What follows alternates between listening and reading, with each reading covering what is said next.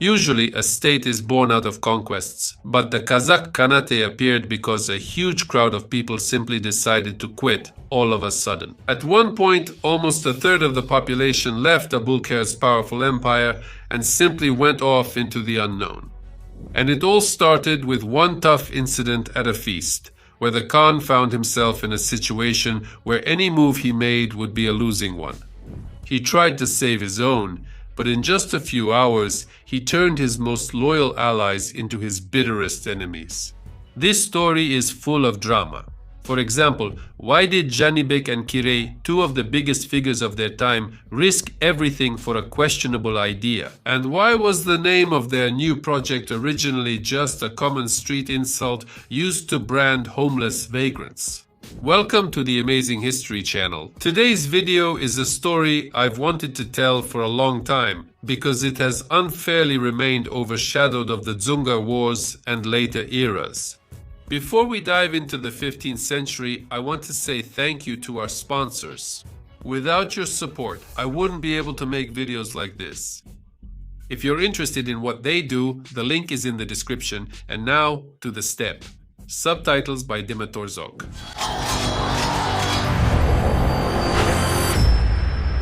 Many of you know that the Kazakh Khanate appeared as a result of the great migration of Kerei and Janibek.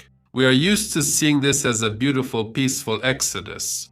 But what was really behind this decision?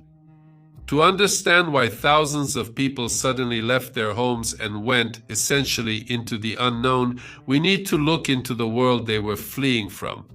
And this world, in the middle of the 15th century, was literally coming apart at the seams. Let's rewind a little.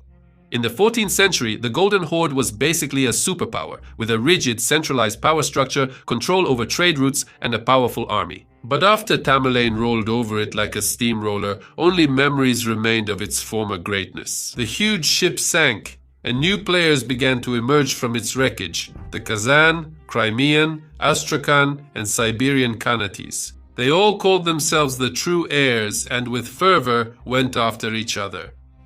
And in this chaos on the lands of modern Kazakhstan, a new figure rises: Abulker.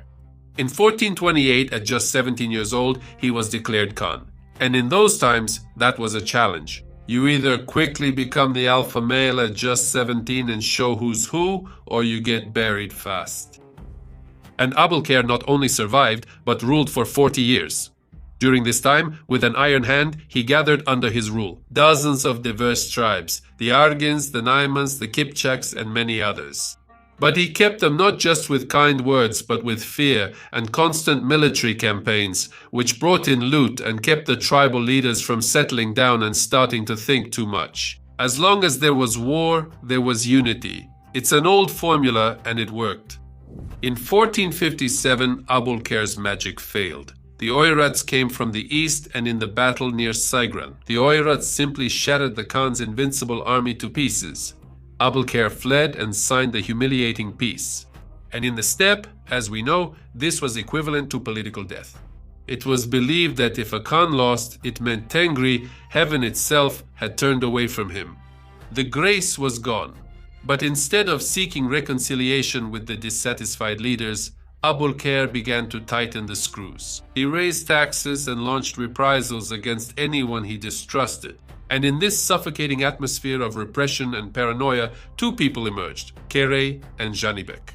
Kerei and Janibek are often depicted as two respectable wise men who suddenly saw the light and decided to save the people from tyranny. It's a beautiful picture, but it has as much to do with reality as a Hollywood blockbuster does with real life. In fact, it was a story about power, blood, and a very long memory. You see, in the 15th century, your family name was more important than your talents. That was the main political argument. Our heroes were direct descendants of Urus Khan, that same tough guy who once fought for power in the Horde. Urus Khan lost back then, but his descendants didn't forget anything. They went into the shadows, held on to their grievances, and waited for their moment. And Abulker, who was sitting on the throne at that time, was almost an upstart by steppe standards. He came from a lesser side branch, the Shibanids. Yes, he was a tough warrior and a ruthless operator, but in the eyes of the aristocracy, he was still seen as a kind of temporary ruler who took the position simply because he happened to be stronger at the time. Now imagine Abulkair's state of mind. He rules knowing that Kerei and Janibek live nearby, people for whom the right to the throne is a matter of law and inheritance. This created an intense tension. Abulkair saw them as a constant threat to his regime, and they understood that they had every right to take what belonged to them by blood. Interestingly, despite their noble status, they were not outcasts. On the contrary, they were part of Abulkair's elite. They sat with him in councils, went on his campaigns, and saw all the inner workings. And that's exactly why they were the first to realize that the system was rotting. After his defeat by the Oirats, Abulkair became dangerously paranoid, and staying close to him was like warming yourself next to a powder keg. In this sense, their conflict with the Khan was not an uprising of the oppressed, but a real game of thrones. A dynastic war that their grandfathers had also fought. It's just that Janibek and Kerei were smart enough not to simply get involved in another fight for power, but to ride the wave of popular discontent. By the way, they complemented each other perfectly. Kerei the Elder was the embodiment of that very step patience, known by a special step term. He knew how to wait and didn't rush into a fight that couldn't be won right away, and Janibek was the driving force behind it, a man of action, a diplomat, and a strategist. And this alliance of theirs was a unique thing for that time. While other Chinggisids were ruthlessly killing their own brothers for power, Kerei and Janibek acted as a single unit. Loyalty to each other is great, but to move thousands of families and go into the unknown, you needed a reason strong enough to convince even the most cautious. Around 1459, on the shore of Lake Akol, that reason finally appeared. Khan Abulkair held a grand memorial there for his deceased son. Steppe swagger was at its peak. All the chiefs, warriors, and sultans gathered. The yurts of Janibek and Kerei stood in the same row as the Khans, and that was a clear signal of who the real elite were. For a week, there were feasts and horse races. Everything looked like a triumph of unity, but behind this facade, a bomb was already ticking. In the crowd of guests, there were two Batirs who fiercely hated each other, Argin Akjolbi and Kipchak Koblandi. The quarrel was old, something related to matters of honor. Abulkair knew about this feud, but instead of resolving the conflict, he did nothing. Perhaps because while the chiefs are fighting among themselves, they have no time to unite against the Khan. The good old principle of divide and conquer. But the game went too far. Koblandi set upon Akjolbi during a hunt and killed him. For the steppe, this was not just a crime, but a political explosion. The leader of the most powerful clan was killed, and killed in a treacherous way. The Argans immediately came to Abulkair demanding that he hand over Koblandi's head to them. And this was a zugzwang. That is, there was no good solution for Abulkair. If he handed over Koblandi, he would lose the support of the Kipchaks, his main military force. If he didn't hand him over, he'd insult all the other clans. In the end, the Khan decided to just keep silent, which basically became his answer. For Janibek and Kerei, this became the final signal. They didn't wait for the end of the banquet or observe any ceremonies. They simply stood up and left the Khan's headquarters, essentially slamming the door behind them. It became clear to everyone present. The conversation was over, and from now on, they would go their separate ways. Abulkair simply watched them leave. He understood that any attempt to stop them right now would be the start of a civil war, which he, exhausted by defeats, simply could not handle. Thus, the death of one man by the lake became the point of no return. The bridges were completely burned. Janibek and Kerei had nothing left to discuss with Abulkair. It was necessary to decide where to take thousands of people, who were already packing their suitcases and taking down their yurts. The word Otkachevka sounds like a peaceful move to a summer house. You pack your things, drive the cows, and find a better place. But in reality, what Janibek and Kerei pulled off was a highly complex military operation. Well, just imagine, tens of thousands of people, hundreds of thousands of livestock, old people, children, and food supplies for the winter. And all of this had to be somehow moved through hostile steppe, where any mistake could mean a mountain of corpses. The first question the sultans had to answer right after leaving the Khan's headquarters was, where exactly should they go?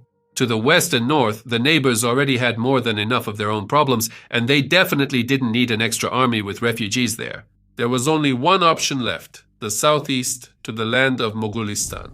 At that time, Esenbuga ruled Mogulistan, and things were going badly for him. On one side, the Mongols were pressing in. On another, his own brother was actively trying to take the throne, and on a third, the same aggressive Abulkair was looming. Esenbuga desperately needed a buffer force on the northern border just to keep from falling apart.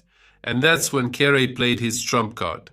Instead of coming to him as a refugee and asking for shelter, he presented a full-blown political agreement. The essence was as follows. The sultans would receive control over the valleys of the Chu and Talas rivers, and in return, they would take full responsibility for guarding the northern borders of Mogulistan. For Esenbuga, this was the perfect solution. He essentially outsourced the security of his borders to a professional army that had nowhere else to retreat. The deal of the century was made. But they still had to somehow reach those rivers. Janibek took on all the dirty work, organizing a huge caravan, spreading out the columns, and calculating the supplies. And at that time, Kerei was responsible for security. He gathered the top riders into the rear guard to cover the rear, and they did have to cover it. Abulkair quickly realized that he was losing not just people, but taxpayers and his army. He sent pursuers after them. Of course, there wasn't a full-scale battle, but exhausting ambushes, night raids, and horse thefts began. Kerei's people simply didn't let the pursuers get any sleep or regroup, winning precious miles for the main caravan. It was a war of nerves and time. The journey was tough. Waterless steppe, livestock dying, and endless miles in the saddle to the point of exhaustion. But they didn't stop. When the caravan crossed the border of Mogulistan, Abulkair's pursuit slowed down. To go further for them meant getting involved in a full-scale war with Senbuga as well, and the pursuers simply weren't ready for that. In the end, Janibek and Kerei led the people to the Chu and Talas rivers. It was a harsh land in Achibe, open to all winds and raids. Senbuga gave them the dangerous job of guarding the borders, but the sultans didn't care. They finally had their own land, where Abulkair's tax collector wasn't breathing down their necks, and where no one was writing reports against you. But the smoke from the first campfires in the new place did not mean a state had been created yet, and the real Khanate still had to be formed. Every schoolchild in Kazakhstan knows the date. The year 1465. But if you ask a historian, where is the document, where is the decree about the founding of the Khanate, he will just shrug. There is no such document. A state is not born with a snap of the fingers like a train running on schedule. It was a long and painful process. Everything we know about that time was written down 70 years later by a scholar from Kashmir. Mirza Haidar from the Duglat clan. He honestly admitted Allah knows best when exactly it happened. But for us, the numbers on the calendar aren't important. It's what happened in the Kozhebasi Valley that matters. There, in the valley of the Chu and Tala rivers, the sultans decided to finally legitimize themselves. According to the steppe custom, they performed a ceremony. They raised the Khan on a white felt mat. Janibek voluntarily gave up the leadership to the elder Kerei. In the world of the Chingizids, where brothers killed each other for the throne, this was an unprecedented gesture. But Janibek understood that now was not the time to have an ego contest. Now it was necessary to survive. And it was this decision that saved the young state from instant collapse. But the most interesting thing is the name itself. Do you know what they were originally called? Uzbek Kazakhs. And the word Kazakh at that time was not the name of a people. In the Turkic language of that time, Kazakh meant a free person, a wanderer, someone who left his master and lives at his own risk. Abulkair would throw this word at them as an insult, like, look at these homeless outcasts, these deserters. But history loves irony. What started as an offensive nickname turned into the proud name of an entire people in just a few decades. They took the social label of vagabond and turned it into a brand of freedom. So the year 1465 is not just a date from a textbook, it's the moment when a group of people stopped being different, refugees, and started calling themselves masters of their own destiny. While Kerei and Janibek were settling into their new place, Abulkair was boiling with anger in his headquarters. He saw with his own eyes how his state was melting away. And the problem wasn't even about losing a couple of sultans. The problem was word of mouth. Rumors spread throughout the steppe that there, on the Chu River, people weren't robbed by taxes and weren't killed for giving the Khan a sideways glance, and people started leaving. At first it was quietly, but then whole encampments started leaving. It was the largest Shawshank escape in the history of the steppe. When the number of those who left surpassed 200,000, Abul Khair realized that if he didn't wipe them out now, he would have no one left at all tomorrow. In 1468 he lost his temper, gathered all his troops, and set out on a punitive campaign. Janibek and Kerei didn't engage him head-on. They simply wore down the enemy with small skirmishes and ambushes, and then fate intervened. Abul Khair, who had kept everyone in fear for 40 years, suddenly fell ill and died on the march. That's it. That whole machine, held together only by his iron grip, fell apart in that very instant. The generals abandoned their horses and ran back to headquarters to fight over the late boss's posts. But for Janibek and Kerei, this was not a reason to celebrate, but the beginning of a headache. A huge crowd of 200,000 people. It's not just an army, but it's also 200,000 grievances, disputes, and old resentments. You can't build a prison in the steppe, and you can't keep people in with a fence. They had to come up with something stronger than fear. That's how the unique feature, the system of bywise, appeared. The Khan stopped being the sole dictator and became a judge, an arbiter who made decisions only together with the wise men from each clan. Then there was a long struggle for the cities on the Sirdarya, Signak, Soran, Otrar. Without these trading posts, the steppe state simply couldn't make money properly. Abul Khair's grandson, Mohammed Shaybani, fought for them to the very end. But in the end, he realized he couldn't hold the steppe. Shaybani gathered his people and went south, where he conquered Samarkand and Bukhara. That's basically how what we now call Uzbekistan began. In the end, by the beginning of the 16th century, everything finally fell into place. Kerei and Janibek left behind not just a piece of land, but a workable idea. Their sons, Burunduk and Qasim, received a ready-made foundation. And Qasim Khan drove this project so hard that people started talking about the Kazakhs not only in Moscow, but throughout all of Europe. But that's a completely different story. That's all from me. Thank you for watching and see you soon. Goodbye, everyone.